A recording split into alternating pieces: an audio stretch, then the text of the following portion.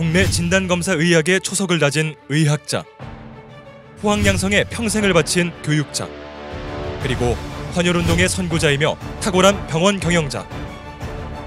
이 책은 사랑과 헌신을 몸소 실천하고 변화와 도전을 두려워하지 않았던 의당 김기용의 전기다.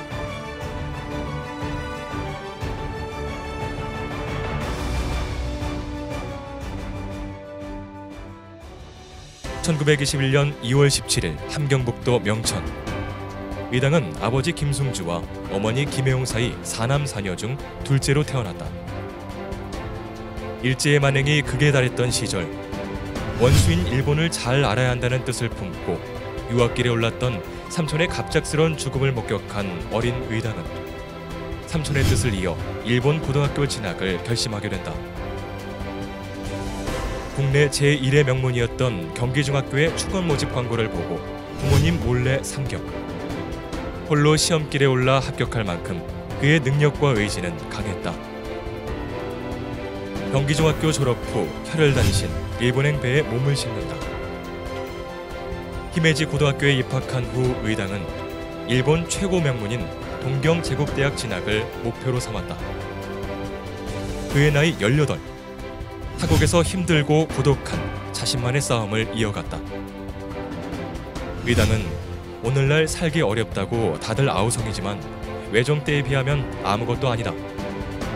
그러나 무엇보다도 행복한 일은 내 나라가 있다는 기쁨이 아니겠는가라고 당시 상황을 회고했다. 의당은 불확실한 미래에 대한 고뇌와 번민, 그리고 지독한 외로움 속에 일본 유학 시절을 보내며 어른이 되어갔다. 이후 일본 최고의 동경제국대학에 입학했지만 대학 생활은 순탄치 않았다. 2차 세계대전의 발발, 일본인들의 모멸과 학대 속에 의당은 어쩔 수 없이 학업을 중단할 수밖에 없었다. 울분과 불안의 나날이었던 시간이 지나 맞은 해방. 해방과 동시에 의당은 경성제국대학, 지금의 서울대학교에 편입학한다. 해방 이후 정치적으로 불안한 상황에도 의당은 뜻을 굽히지 않고 공부에 매진. 당당히 서울대 의과대학 1회 졸업생이 된다. 기쁨도 잠시, 또다시 시작된 전쟁. 의당은 군의관으로 입대, 수도 육군병원에서 근무하게 된다. 의당은 당시 용어조차 낯설었던 병리 시험을 맡아 근무하며 미군의 높은 의료 기술을 경험하게 된다. 한국의 열악한 의료계 현실을 마주한 의당은 해부병리와 임상병리는 그 기초와 원리가 완전히 다른 분야임을 인식하고 뜻을 함께한 학자들과 임상병리학의 독립을 추진한다. 현재 진단검사학으로 불리며 의학의 핵심 분야로 자리 잡게 한 핵심 인물이 바로 의당이다. 우리나라 사실은 검사의학 굉장한 발전이 있거든요. 그러니까 이런 터전을 만드신 분이 그분이 아니신가 그런 생각이 사실은 원래보다는 사실 이 업적이 사실은 덜 알려지지 않았나. 진단검사의학이라는 새로운 분야를 우리나라에 도입하시고 개척하신 분이에요. 그 전까지는 중앙검사실이라는 게 없었어요. 그러다 선생님께서 중앙검사실을 만들고 진단검사의학과를 만드셨어요. 그 당시가 임상병리학으로서는 초창기였는데 초창기에 그 학회 초석을 다지신 분이고 특히 이제 임상병리 같은 데는 그 병리사들의 트레이닝이 굉장히 중요하거든요. 근데 그런 분들의 트레이닝 그 시스템을 만들었다든지 그런 여러 가지를 보니까 굉장히 임상병리에서는 중요한 일을 많이 하신 분이구나라는 생각을 좀 했고요. 한양대학에서도 마찬가지인 것 같고요. 의당의 꿈은 여기서 멈추지 않았다. 돈을 물려주기보다 지식을 물려주라는 아버님의 가르침에 따라 포항양성에 뜻을 펼치기 시작한다. 1960년 수도의과대학, 1986년 한양대학교 병원장으로 정년을 맞을 때까지 포항양성에 끊임없는 애정과 노력을 쏟았다. 한양대학 병원장으로 계실 때 임상중앙연구실을 개설하셨어요. 아마 사립학교로서는 처음으로 개설된 연구실인데 거기에 처음 초대 실무자로서 이제 제가 이제 선생님이 실무자로 선택하셔갖고 임상 교수들 연구하는 거를 적극적으로 도와주게 했죠. 그 당시에 연구할 때 어려움이 있으면은 바로바로 일본에 보내셔갖고 새로운 기술을 습득해갖고 교수들을 돕게 하셨죠. 선생님이 제가 이제 밤늦게까지 연구실에서 일하고 있으면은 밤중에 휠체어를 타고 내려오셔갖고 가끔 저를 격려해 주셨죠. 그래서 그게 많은 힘이 됐어요. 연구에 교수들이 연구하는 거를 상당히 중요하게 생각했었어요. 저희 임상병리사의 결혼식이었어요. 그러니까 이제 제가 이제 원장님 차를 타고 이제 가게 됐죠. 그랬더니 누가 저한테 막 쫓아오더라고요. 원장님 주례하실 때 임상병리 얘기를 너무 길게 하신다. 그래서 제가 원장님한테 원장님 너무 길게 하지 마시고 임상병리 얘기는 되도록이면 짧게 해주세요. 사람들이 그래요. 그랬더니 막 웃으시면서 그래? 그러시더라고요. 그러더니 어느새 본인도 모르게 빠져 들어가시는 거예요. 임상병리로 주례하시면서. 그러면서 좀 길어지게 되죠. 뭐 좀. 그래서 갔다 와서 또 한 번 말씀드렸더니 또 웃으셨거든요. 그러니까 이렇게 머릿속에 항상 임상병리라는 게 이렇게 좀 굉장히 많은 부분을 다른 분보다 차지하고 있지 않나. 저 같으면 아닐 것 같거든요. 의당은 의학교육자이면서 동시에 뛰어난 병원 행정가였다.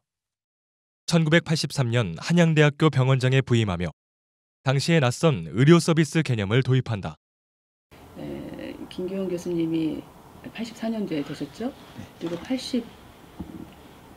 85년인가에 거기에 병리과가 조직병리과가 신설이 됐어요. 그러니까 그 임상병리과에서 조직병리를 하고 있었는데 그거를 이제 일부를 떼서 조직병리과를 따로 만들면서 그때 이중달 교수님을 경희대에서 영입을 했었죠.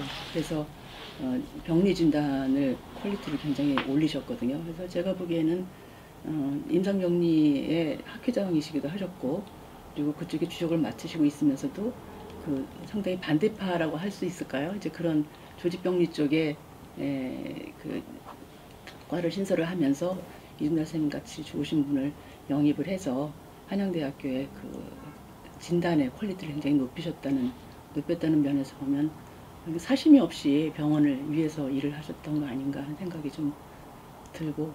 의당은 한국 헌혈운동의 선구자이기도 했다. 매혈이 횡행하던 시절 헌혈운동을 필생의 사업으로 삼고 강한 뚝심으로 밀어붙였다. 선생님께서는 평생 헌혈 사업에 몰두하셨어요. 선구자적인 역할을 하셨는데 덕분에 우리가 깨끗한 혈액을 안전하게 대한민국 어디서나 수혈할 수 있게 된 겁니다. 그 당시에는 매혈이 많이 있어갖고 오염사고 뭐 여러 가지 사회적인 문제를 많이 일으켰는데 이걸 완전히 선진국 수준으로 헌혈로 대체한 거죠. 지금의 헌혈 문화를 만든 것도 바로 의당이다. 의당은 생전에 연세대 의대 이삼열 교수, 이화여대 강등용 교수 등과 함께 헌혈 운동사를 집필하려 했다.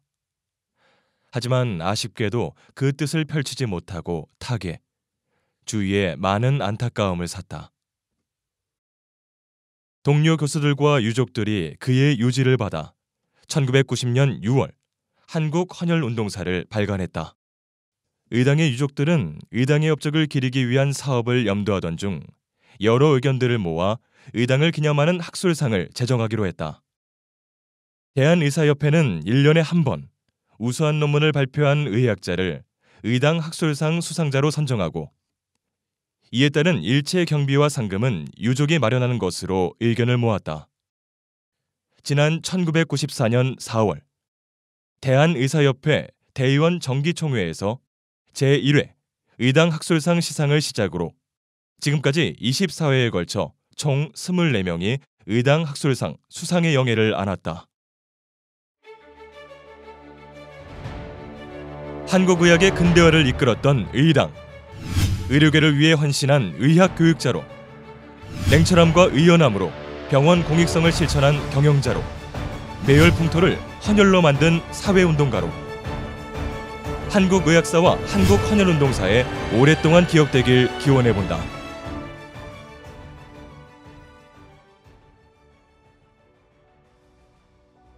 그 많은 혜택을 누리는 거는 사실은 저희들인데, 이제 어떻게 보면 그때 원장님은 외롭게 거의 혼자 하셨다고 생각되고, 후학들은 이제 또 다 저도 거의 잊고 살지 않은 할 정도로, 그러니까 30년이나 지나서 다시 이렇게 한다라는 참 의미가 큰 것 같아요. 다시 한번 일깨워준 이런 것이 있었기에 우리가 있다. 아마 그래서 후배들이 하는 일을 좀 도와주고 그러지 않으셨을까 싶은데요. 사실 김경훈 교수님이 길러낸 제자들이 각 대학의 뭐 학장이나 뭐 교수나 이런 걸 하셨던 분들이 많이 있기 때문에. 예, 그래서 선생님이 지금 타계하신 지 30년이 지났지만 아직도 선생님의 빈자리가 그리울 따름입니다.